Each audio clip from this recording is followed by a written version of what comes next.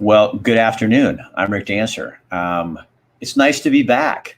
I've been on a business trip over to Montana for our PNW Backstory series. So we were over there for 8 or 9 days and got to see my kid at the same time. So I haven't been on here. A couple of you came on and said you missed me, and I appreciate that. Today we're doing a story. Young man called me, and we've been in contact for a while. But today's the first day we just talked on the phone and sat and listened to his story about depression. And I said, hey, I got an idea. Do you want to come on my show today? And Chris Dental, Family Dentistry, agreed to sponsor the show. Michael Bratlin and his group, they're so awesome over at Oakway.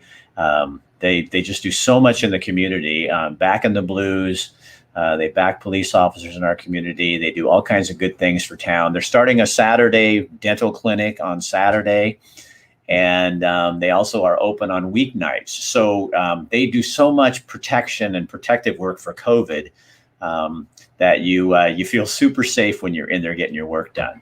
But so anyway, Michael sponsors the show. And if you guys are looking for a dentist or you're looking to go through this and this kind of time, you don't want to let your dental work slip during this time. And then I meet Chris, and I find out that he has some teeth issues. So we're going to contact Michael Bratlin and find out if there's anything we can do for him out there as well. Hi, Ashley. How are you? So let's get right to the topic. And I think you're going to be really tickled. This is Chris. How you doing, buddy? Not too bad. So why don't we just start with, you started calling me. Why? Well, I mean, like I talked to you earlier, me and my buddy came into you a couple of years ago about the food truck, still trying to take off. And when we talked, it was just kind of, it seemed like a really good connection. Yeah, I like you. I think you're the real deal. You've had a tough life, but that makes us who we are, right? Who doesn't? So you're 32 years old. Yep. And you struggle with depression. I have since I was 14. And what is that like? What depression? Talk to me about what does that mean when you say struggle with depression? Well, every day is a constant battle. The way I look at it is, for me, it's most of the time it's putting on a fake mask, trying to act all happy and stuff. Walking around like you're okay when deep down you're not. I mean, I don't know if anybody else sees it that way. I sure do. A lot of people see me, and I mean, I don't smile because I had all my teeth taken out, but I act like I'm happy all the time. A lot of times lately now, yes, I am happy. I got engaged not too long ago, which surprised the hell out of everybody. I got a good job.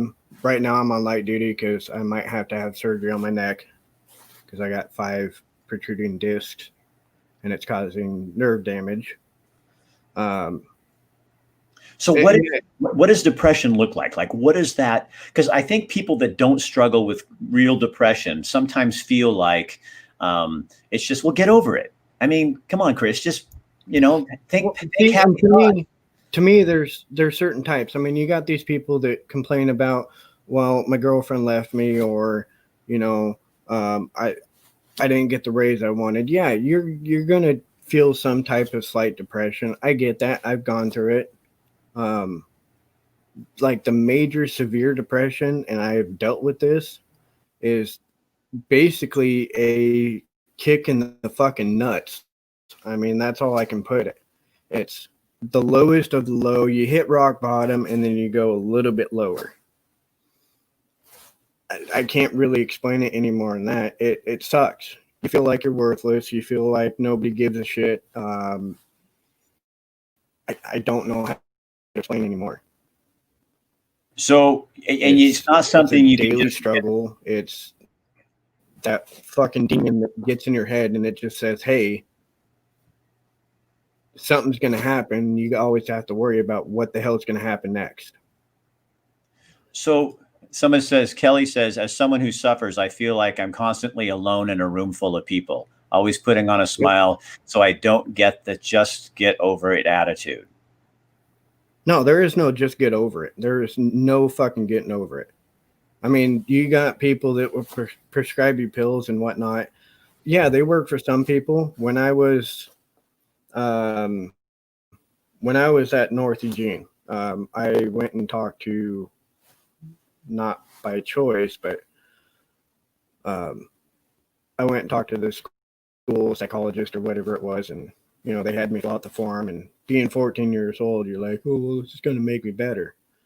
I tried the pills. They had me on some antidepressant or whatever, and it did not fucking work. I got to the point that I knew every time I went in, they were going to have me fill out that form. And finally, I was like, okay, I'm going to let them know what they want to hear, that I'm getting better, all because I wanted to get off the pills. If it works for some people, cool. It did not work for me. So, Chris, you and I have already talked about this, and we've had this conversation. But you guys, you are, dude, you are like you got the biggest balls, and you're tough. I got some pretty big pants too. tell people how this all started for you. So with me, I was like I said, I was 14. I went to North Eugene. My attendance record was pretty much nothing. I was there a total of 97 days. My freshman year, I think it was, or maybe freshman to sophomore year. Total of 97 days. I was always skipping, out smoking weed, drinking, whatever. So you're 14 years old, and you're 14 years old. I was about four months shy of my 15th birthday, 5 months maybe. I ended up walking down fucking wherever, basically. I'm sorry if I cuss too much. That's just me. No, that's fine. But I ended up walking down, and I got to Beltline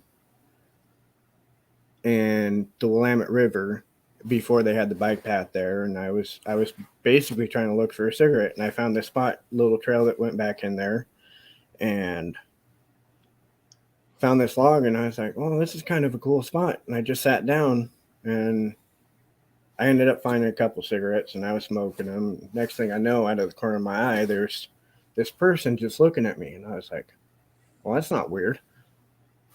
Smoke my cigarette, fuck it. He comes in, and he basically walked up to me, and he's talking whatnot and trying to have a friendly conversation. He's like, hey, do you smoke? And I was like, well, yeah. You want a cigarette? I said, sure. And gets a little bit difficult to talk about. I know. But he ended up molesting me. I mean, he pulled my pants down, and he basically did what he did. No penetration or anything like that, but had me hold on to his junk. And before all this happened, he asked me what my name was. And being 14, it's like, well, it's an adult figure. My name's Chris. And he told me his name. And I was thinking about it on the way over here, actually. His name was Rick. Because I know I talked to you about the whole VA thing. Because you saw him later. I found his backpack later, like a couple years later. But yeah, he got done doing what he was doing, and I ran home. What were you thinking? You're 14 years old. This guy's sexually molested you, and made you sexually touch him. Yeah. What is going through your head?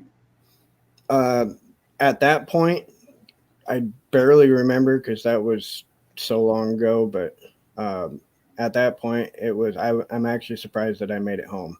My body was shaking so bad. I fucking ran through red lights, crosswalks, whatever, just to get home. I went upstairs because we lived in a duplex type thing or whatever, and I went in my room. I shut the door, and I was there for a while. You said you were there for 2 days. It seemed like 2 days. It could have been 2 days. I don't really remember. It was a long time though. So tell me about shame. Well, like I told you earlier, when you hear people, whether it be rape victims or sexually assaulted or whatever as a kid, and people say that they don't talk about it because they think it's their fault, that is 100% true. Why? Why did you think it was your fault? Like, what did you Because think? I skipped school. What I thought from after that day until quite a few years later, it's like, what if I was not skipping school and I did not go to that particular spot? That would have never happened. And now looking back at it, I did it. You know, I went to that spot. I was skipping school. I skipped school a lot. It happened. Not gonna say I'm over it, but I understand it now. So did a part of you die that day? Oh yeah, a large part. I mean, that dude basically took my childhood. Yeah, he took a very big part of me, and I have people getting a hold of me, and because they know my business, and they're like, hey, you know, I know somebody that's dealing with this. Is there any way you could talk to them? I'm up to listen. I am 100%. As long as I'm not eating or sleeping. If I'm sleeping and my volume up on my phone is on, I will answer Why? Why do you do that? because I care. I don't. I've known too many people or heard of too many people that they seem all happy and go lucky, and the next thing you know, they're dead because they took their own life. People are coming on and saying you never I knew. tried that. I have tried that. I mean, honestly, 100%. I got to a point that I once tried taking my life. How? What happened? Can you tell me? I was going to hang myself. I was in a very deep place. I ended up actually going by the Eugene airport. I had shit in my car, anyways, and I knew of this really great spot not too far from where I was that would have done the job.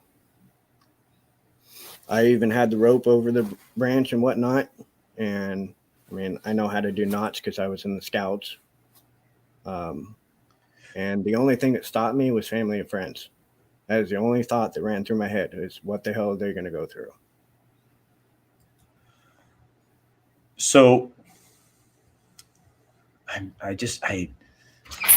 kind of yeah. Just tell them you're on live. Okay, but be quiet, please. My niece and my nephew. Okay, this is why we like live because it's real. Um, what do you fear? There's not too much I fear right now. Why? Just no reason to. I mean, whatever's going to happen is going to happen. That's the way I look at it. When you were a kid, when that guy did what he did to you and it made you do what you had to do to him or what he made you do to him, what what what what did that do to that little tiny boy, that little 14-year-old kid who you were already probably confused about your sexuality because you're a kid, you're going through puberty, all that kind of stuff? What does that do to your head?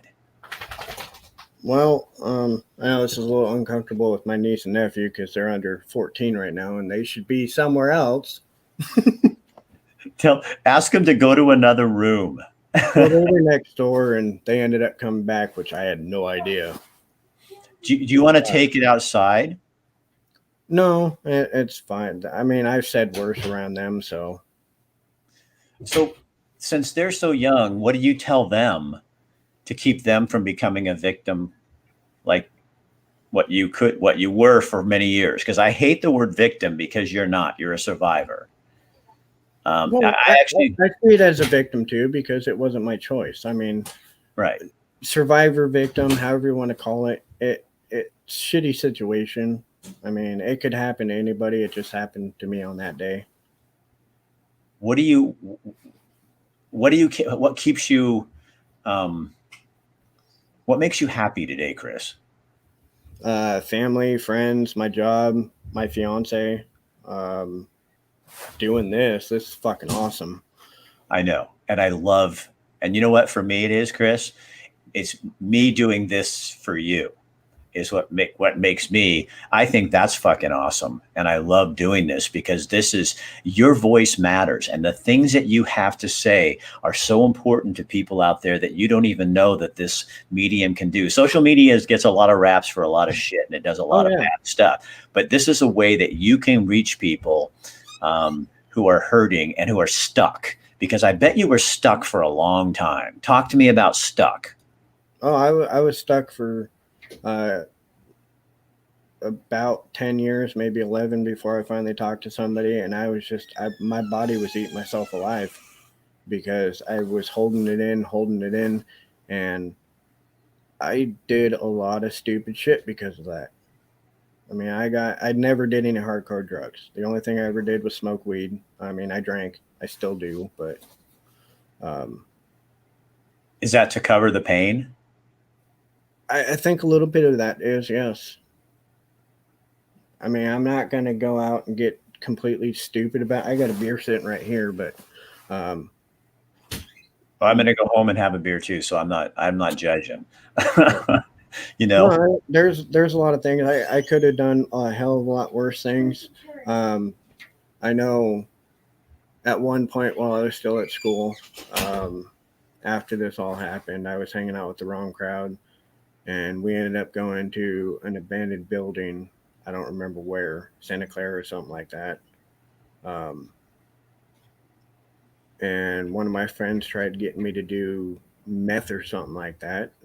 He was searching around the house because it was a well-known meth house, and I was like, "No, I can't do this. If you want to smoke weed, let's smoke weed, but I ain't doing meth." So I'm going to bring a comment up. It's going to cover a little bit of your face, but I want to read this. Anne says, I sure know how this young man feels. I battled depression on and off my whole life. And one thing that has gotten me through it is I reached out for help because it's not something to be ashamed about. It's a disease caused from our brain not getting enough serotonin. It drives me crazy. That's the thing about a lot of people, though, is I've talked to a lot of people. They don't feel that they can have somebody to talk to. I've had a lot of people say, well, you're just crying for help. No, I'm not. I mean, you need somebody to talk to. If you feel that you have somebody to talk to, if you don't, fucking talk to me. I'll talk to you about it. I don't care. I've gone through it. So how did you get to that place? Like what was there like a moment when all of a sudden you went, you know what? I'm not who did you have to figure out that you weren't who you told yourself you did not deserve this? This is not. It was from the first person that I told. I don't remember who the hell it was. And then just keep telling people, this happened. And a lot of people are like, well, why didn't you say anything earlier? I felt ashamed. I mean, a lot of people are not going to talk about it because they feel ashamed. It doesn't matter what happens to you. If you lose a loved one, you're dealing with depression, if whatever happens, you got to talk to somebody about it if you're feeling down. That's all there is to it. Because you're going to end up like somebody that ends up shooting themselves in the head or hangs themselves or whatever. It doesn't matter. Jessica says she's so sick of the crying for help response. Yeah, I am too. It's fucking getting old. That's not what it is. I'm sorry that you're not going through this, but you think that because people are dealing with depression, they're trying to, it's woe is me type thing. It's crying for help. No, it's not. It's, dude, we need somebody to talk to. Don't you think it's also kind of irritating? Because I deal with, depression and it's not clinical. But it's like, and people would say to me, just find something to make you in a better mood. And it's like, well, that's what I'm doing. That's why I'm smoking pot. I mean, yeah. It's like, what's like, I'm going to take a magic pill and all of a sudden I'm going to be better. I mean, And it was like, no, the reason you say that is because you don't struggle with this. And all you're doing is giving me this stupid ass answer that says, oh, life will get better. It's kind of like when I had cancer and people come up and say, well, you're not going to die. And I'm going, well, that's fucking easy for you to say because you don't have cancer. Yeah. You know what I mean? It's easy to turn to me and go, you're going to be fine. And so what my definition of fine and yours changed the moment the doctor said, Rick, you have cancer, because I don't get to walk away from this. I get to deal with it. You get to turn around and go, oh, there's Uncle Billy, and walk away and everything's fine and dandy. But Rick's still standing here with cancer. That's the same thing for you. Yeah. Oh yeah, definitely. So why are you so brave to come on here and do this, man? I mean, I kind of tried to talk. I didn't try to talk about it, but I just said, I want you to think about this and kind of go what's going on here, because I really feel like this is like a moment for you. You know what I mean? Oh, it is. I mean, yeah, you matter, Chris. I mean, you have a voice that matters. Well, and seeing talking about it's got to start somewhere. So why not right here? I mean, I've been scared to death to talk about it for the longest time. I've told certain people, and I don't know how many people are watching right now. I really don't care, but hopefully, if you guys get the message, if you're feeling depressed, fucking go talk to somebody. It doesn't have to be a professional. It could be a friend, family member. It could be a complete stranger like me. So, Chris, what were you afraid that was going to happen? I mean, if people knew that you had been sexually abused by a man, was that your biggest fear, that people were going to make assumptions about you? I mean, was that part of it? No, well, maybe back then, yes. I mean, lately I don't talk to. I am open about it if people ask, because they hear from other people, and it's like, okay, well, I'm going to talk about it. But now it's like the way that people look at you. It's when my sister just said, "Proud of you, little bro." Yeah, there's Kelly. Like, well, Hey, Kelly. your house. Yeah, she's going, that's my brother, man. When people hear that you're dealing with depression or you tried committing suicide, they look at you different. And Right. and a lot of people, they have sympathy, which I do not like sympathy. No. 100% do not. I want to get the message out to just talk about it. Even if it sucks, it's going to fucking suck ass to talk about it. That's all there is to it. But yeah, just get a hold of somebody. I mean, if you got to get a hold of me on Facebook or whatever, my profile set to private, which I need to change. You said that. I'll talk to you. Now mom's on. Oh my God. Mom. God damn it. Hi, Mom. What's for dinner? I bet she's proud of you. What is that? You're supposed to be working right now.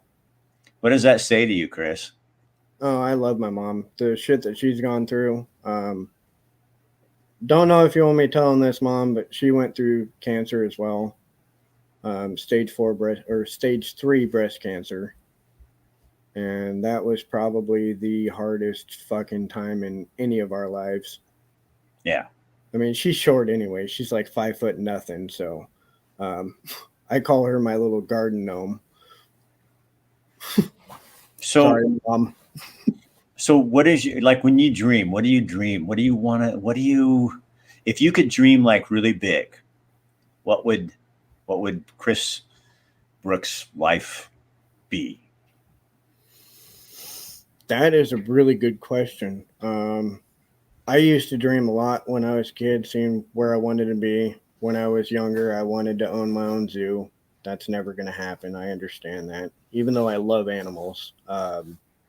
I don't know. I want to have a good, healthy life. I mean, that's all there is to it. I want to have a family eventually. Maybe not kids. We'll see how it goes. If it happens, it happens. Can I just ask you some, I'm just asking, I'm not judging. Okay. No, go ahead. Are you afraid to have kids? Well, a lot of people tell me I am really good with other people's kids. I don't know why. They just flock around me, and it's weird. Especially at a park, people look at me like, "Oh, this dude's weird." But I mean, my nieces and nephews, even neighbor kids, they adore me, and I don't know why. But me having kids, I just see it going from not being that person to being 100% asshole, I guess, and being strict. And I don't like babies crying. That shit just upsets me. I bet if it's your own baby, you might put up with it. I think you'd be a good dad, Chris, because Well, you understand life. yeah, and that's what people told me. You'd be such a good dad. Well, maybe. I mean, if it happens, it happens. But So, what is your advice to people? I mean, that are that are in kind of the same boat with you. I mean, what do you tell them? It's uh, not your fault. well, they're going to hear that all the time. I mean, it's nothing new for people to hear. It's not your fault. So I'm not going to say that. You already So, what know. was the thing that twisted for you? So, if here's not your fault, and then you somehow you got over that. So, do you know what that was? Do you know I what that? I honestly don't. I mean, I don't know where the turning point was for that. I know when I was talking to you earlier, and I told you that several years later after it happened, that we ended up going and finding that dude's backpack. I mean, as soon as I saw his picture on that ID card, I knew immediately. I was like, oh, fuck, no. And it just brought back every single feeling, every memory, even though I was still dealing with it. And I hate to say it, and I'm probably going to get in a shitload of trouble for this, but this dude had heart medication in his backpack. We tossed it. But what he did to me, he deserved that, in my opinion. At least back then. Now, I mean, if he's dead, cool. What he did to me, no. If you could sit in front of him, what would you say? Oh, And I'd knock him the fuck out. I would get to the point that I would probably want to kill him, but I would not because it's just not me. I mean, I'm not a violent person sometimes, um, but I would have nothing to say to him. when you start getting into somebody wants to know, was he homeless? That I don't know. I'm not going to because I'm not going to get into like 100% detail with him because I he did what he did. I mean, it's the past. It happened. I feel sorry for the guy. And don't you think there's probably other little boys like you that he destroyed their lives as well? You probably weren't the first. I probably wasn't the first, and I probably was not the last, but I don't doubt that he did not do it again because I'm sure he did. So how can people get a hold of you or find out more? You're not a part of any group. Have you ever been to any kind of professional counseling at all, Oh Chris? yeah, when I was younger, Did it help? talking about it a little bit. I know when I was like way young, when after my mom and dad split up, ended up going to counseling because it affected me in some weird way. And then after that all happened, seeing the school psychologist and whatnot and getting me on antidepressants. But you never told them about the abuse. No, oh hell no, no. So you were going into counseling, but you were talking about surface issues Yeah, or and stuff because the real root was that horrible. yeah. Um, I mean, uh, I was pretty antisocial way before that, anyways. But it was more so afterwards, and just things started going downhill. And I'm glad I am where I am today because I'm fucking alive. and you're engaged. You obviously got some hot woman after you, right? Man, she's pretty cool. You got a mom who loves you and a sister who loves you. That's pretty good. Yeah. That's I don't know how many other family members there are, but you got. Well, there's a lot, and I consider myself the black sheep of the family because I'm just a not involved in anything. But yeah, they all love me, and I all love them. So So what would be the one thing you would change about your life today now? without not the abuse, but I'm talking about just today. What do you want? Honestly, right now, if I could change one thing, it would be nothing. I'm happy the way I am right now. Is it any of your business what other people think of you? To a point.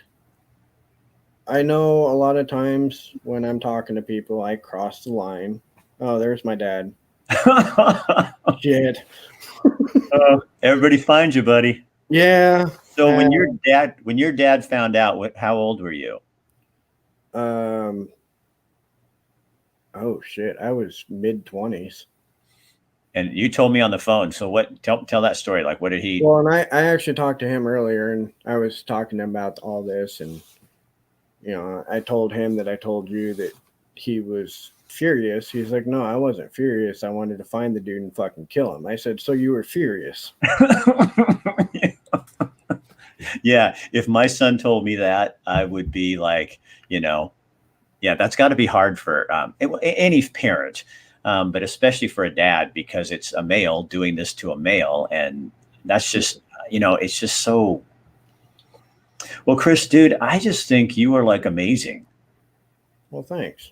And I love people like you because I think the world is hungry for authentic, real people who just speak from their heart. You don't even understand what bullshit is. I'm the king of bullshit, so it's okay. But you know what I mean? But you cut to the chase, you cut to the heart of the thing. And I think that's why people will hear you. You're a fighter, been there too, says Devin Martin. You guys got to talk about it. If you're dealing with it, just talk about it. That's all there is to it. It's going to suck ass. It took me over a decade to talk to somebody, but I now talk to a lot of people about it. And obviously I'm here right now talking about it. Because that's what broke the hold that it really had over you, right? Yeah. So it doesn't take away the pain or what happened, but the hold that it had over you by talking to someone else and coming out about that and saying, this is what happened to me. That's what brought you freedom. Yeah. Oh, yeah. So how important is freedom to a guy like you? Oh, it's really important. It's like a ton of bricks has gone off your shoulders or something like that. I don't know the expression, but it's a weight lifted off. Exactly, Rick. I'm going to say earlier that it means more to us in that situation to be able to talk to someone that isn't being paid to hear you. Oh, interesting. So when you go to a counselor, while it could be very helpful, you're paying someone. So you need people in your life who really give a shit about you, don't you? Oh, yeah. Hey, can I put this down real quick? I got to use the bathroom. You're going to do what? You have to use the bathroom real quick. Okay, well, you know what? Let's just end it here for you. And well, before I do that, on that one comment, and I told you about this earlier, my opinion, I know there's a lot of people out there, professionals, whatever. For me, I did not see any of them, I could be wrong, going through the shit that we go through every day. They have their degree, they go to school to do this, but have any of them actually gone through any of this? I mean, yeah, you might lose a dog. Okay, that sucks. I lost a dog a couple years ago. But when you go through something really traumatic, if you just have a degree and talking to somebody, I don't understand that. Unless you've actually dealt with depression for a long time, there's no reason for me to talk to anybody professionally. Right. So, Chris, would you just keep doing what you're doing? Oh, I'm going to. And I told you earlier that I'm probably going to start doing live videos and invite people that want to talk about it. So, and I've agreed to kind of help you figure out how this works live and get you going so you can go do what you want to do. Okay. Oh, okay. So that's my commitment to you. I'll help you figure this out. And we may have to get COVID close in order to do that, because I kind of figured you didn't. And then I'll show you how this thing works. And then Yeah, it all come on. Don't cover up that great beard, man. That ginger beard, you got to keep that thing. Mine was Boy Scouts. I've been holding it in too long. Devin, oh, I'm sorry. Hey, Devin, would you get a hold of me because I'm going to be doing something with the Scouts, talking about some of the stuff going on, and so I'm gonna I'm gonna put my number on here real quick. I'm gonna watch that video too if he actually gets on live with you Yeah, or talk I would to you. love to talk with you if you would do that. So, Chris, I'm going to let you go so you can go use the toilet. All And right. thank you for your time. Not a problem. All right. So call me and we'll figure out something for next week. Okay. Well, I have to see my surgeon on Wednesday of next week Well, to figure out what. whenever we could do it the week after that too. We'll just figure out a time we can sit down and kind of plan something out so I can just show you how to do it. It's not I mean, it's not brain surgery. If a guy like me can do it, you can do it. It's not that hard. I don't know. All right, stud. I'll talk to you later. All right. Okay. Bye-bye. All right, you guys. So Heather says, I feel the same way. Proud of you, Chris. There's Dale's number. If people want to talk to Dale's another guy who can. Yes, sir. Win. You know what, Devin, if you just, I'm going to talk to, but probably it doesn't have to be for a couple of weeks. I'm going to be talking with them. But I would love to have somebody like yourself just to find out more about what you kind of went through. So our show is sponsored by Chris Dental, Dental Clinic. They're going to start Saturday service for people. They do Monday, Tuesday, Wednesday till 7:00 at night. So it's more convenient. They're COVID friendly. It's my dentist. They do sponsor the show. So we want to make sure Dr. Bratland and his staff get some mention in here. But I have been gone for like 9 days or something.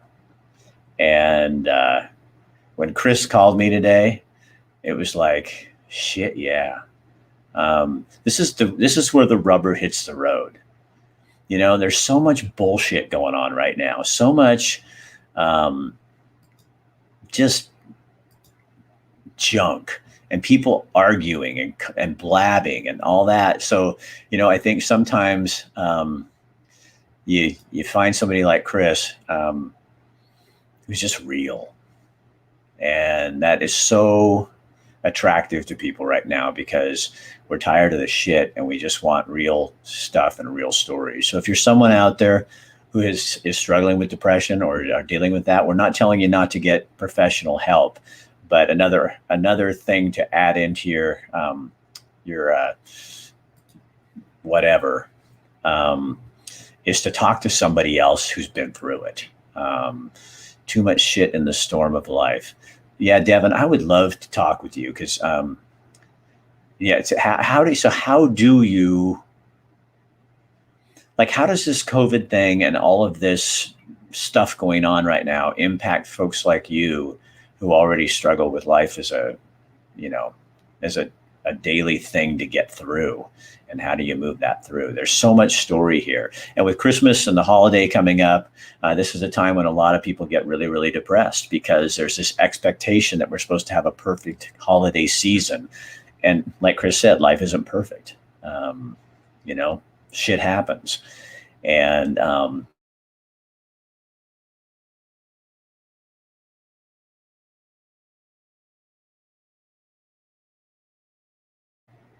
was weird. Don't be doing that to me, Facebook. What? Are we talking about something too sensitive? Oh my God. So anyway, so again, Chris, thank you. Chris Dental, thank you. And be stay in tune. Once Chris gets his page up and is starting to do this, I will get that information out to you folks as well. I am homeless with my wife and daughter. I just talk to them daily. And yet you find it on here. Thanks for having him on. Susan, you are so welcome. Yeah, that made my day. Chris Brooks, you just brightened my day, and I needed that. You're a damn good man. All right, Devin, you be in contact with me. You got my phone number, and we'll go from there. I'm Rick Dancer.